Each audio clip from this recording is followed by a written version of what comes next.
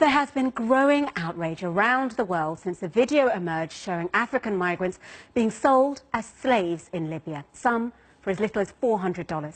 Now Rwanda has stepped in and is offering to host up to 30,000 people.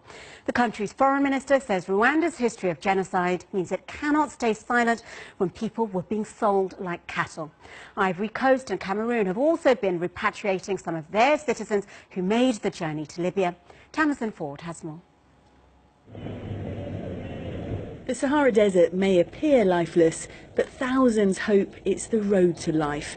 Migrants use Libya as a springboard to Europe, but the reality is many end up in worse conditions than those they left behind. Human traffickers sell people for work and as sex slaves. The chances of reaching Europe are becoming increasingly slim. The continent's losing its patience with migrants arriving at its shores. The European Union is now helping Libya to block them from leaving the country. Some are choosing to go back home instead. Around 850 Ivorians and Cameroonians have been repatriated already this week. These migrants arrived here in Abidjan, Ivory Coast's economic capital, with tales of slavery, rape and beatings in Libya. As soon as you arrive in Libya, the first thing happening is that you are taken away and you are sold.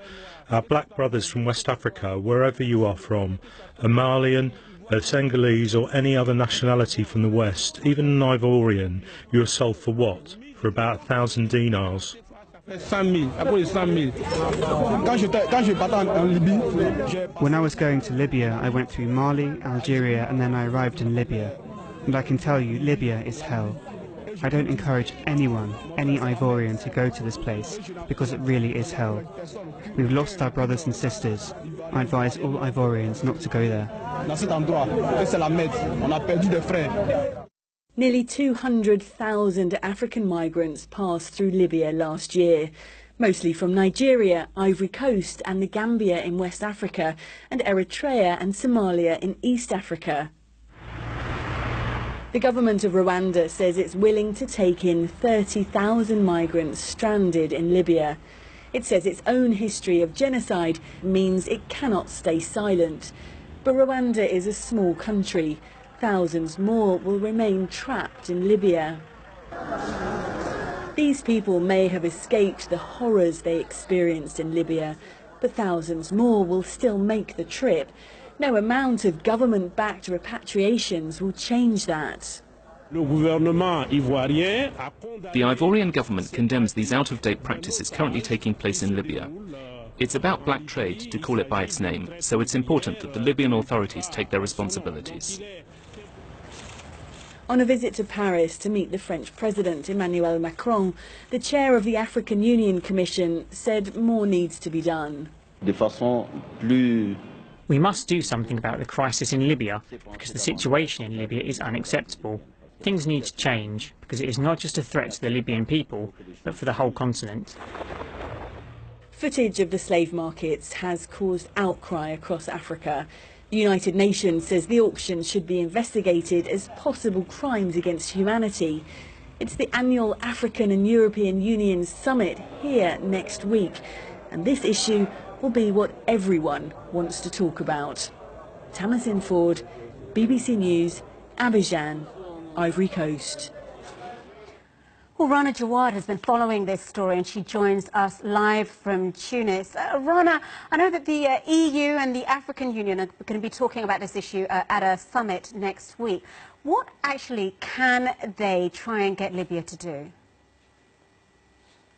Well, the most they can do is pressure them to actually produce results. So once an investigation, which the Libyan authorities have now promised, is finished, and then you know, the most they can do, I suppose, is try to prosecute whoever is found guilty, if any are found guilty, to prosecute them either in The Hague or conduct local tribunals in Libya itself.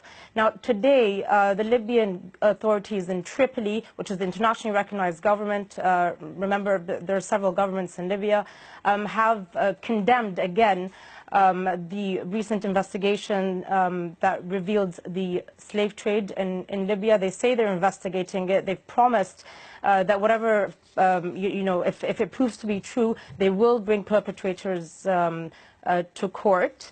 And they've called it an inhumane act that could amount to crimes against humanity. Rana, you spent many years working in Libya. Does this latest development surprise you at all? As a human being, it definitely surprised me when I first saw it. Looking back, though, once you process that, it didn't shock me as much as I thought it would. The fact of the matter is that I believe the foundations of the so-called slave trade in Libya were laid long before the chaos engulfed the country in 2011 under Gaddafi's rule.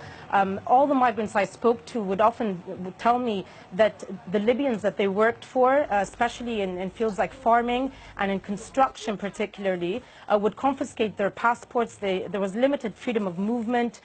Sometimes they'd go unpaid after they finished the job. So some would point out that that is a form of slavery, or at least one step before slavery. So, I think on some level it does not surprise me that it's now in the current chaotic state that Libya is in, essentially ruled by mafia-like armed gangs, that they've now taken the step to make an extra buck.